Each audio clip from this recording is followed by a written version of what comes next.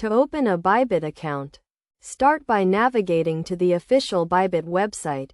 Click on the Sign Up button, which is usually located at the top right corner of the page.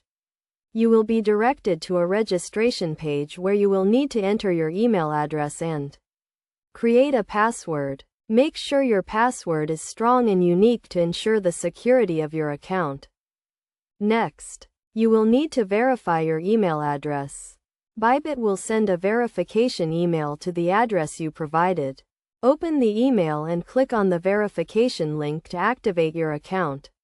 This step is crucial as it helps to prevent unauthorized access to your account.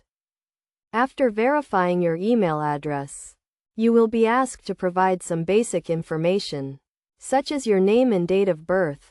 This information is required for Know Your Customer and anti-money laundering purposes.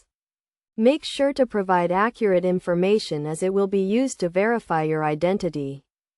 Once you have provided the required information, you will need to set up two-factor authentication.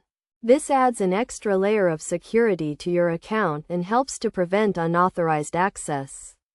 You can choose to receive a verification code via email or phone. Now that you have set up your account, you can proceed to deposit funds. Bybit supports a variety of payment methods, including credit cards, bank transfers, and cryptocurrencies. Choose the method that is most convenient for you and follow the instructions to complete the deposit. It is essential to note that Bybit is a cryptocurrency derivatives trading platform, and as such, it involves risks. Make sure to understand the risks involved and only trade with money that you can afford to lose.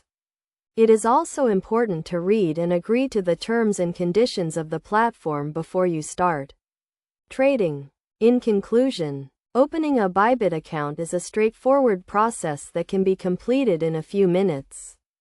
By following these steps and providing the required information, you can start trading on the platform.